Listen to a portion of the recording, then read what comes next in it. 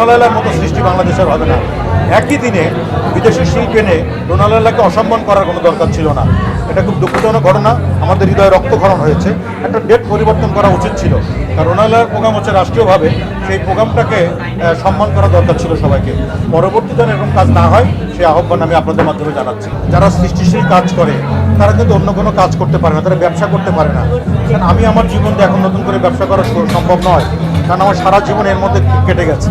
তো এদেরকে পৃষ্ঠপোষকতার দায়িত্ব নেওয়া সরকারের দায়িত্ব, কারণ যারা সৃষ্টিশীল কাজ করে তাদের বেঁচে থাকার জন্য, তাদের পরিবারকে সুস্থ রাখার জন্য একটা পৃষ্ঠপোষকতার অবশ্যই দরকার আছে।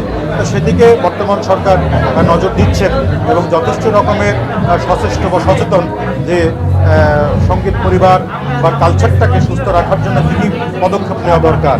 এবং কালকে একটা দুঃখজনক ঘটনা আছে, বাংলাদেশের রোনালাইলা তো কিন্তু আর হবে না। আমরা চলে যাব, রোনাল্ডো চলে যাবে, কিন্তু রোনালাইলার মতো সৃষ্টি বাংলাদেশের হবে না। একই দিনে বিদেশি শিল্পী এনে রোনালাইলাকে অসম্মান করার কোনো দরকার ছিল না। এটা খুব দুঃখজনক ঘটনা, আমাদের হৃদয়ে রক্তক্ষরণ হয়েছে। একটা ডেট পরিবর্তন করা উচিত ছিল, কারণ রোনালাইলার প্রোগ্রাম হচ্ছে রাষ্ট্রীয়ভাবে, সেই প্রোগ্রামটাকে সম্মান করা দরকার ছিল সবাইকে। পরবর্তীতে এরকম কাজ না হয় সেই আহ্বান আমি আপনাদের মাধ্যমে জানাচ্ছি। যে আমরা আগে দেখতাম পূজা বা বিভিন্ন উপলক্ষে হিন্দি গানের ছড়াছড়ি থাকতো, এখন কিন্তু সেটি নাই। এখন কিন্তু বাংলাদেশের মানুষ বাংলাদেশের গান শোনে এবং বাংলাদেশের গান সারা বিশ্বের মানুষ শোনে, কারণ এখন বিভিন্ন ভাষায় বাংলাদেশের গানকে ব্যবহৃত করা হচ্ছে, রূপান্তরিত করা হচ্ছে। তো সেক্ষেত্রে বাংলাদেশের গানের মান কিন্তু বাড়ছে।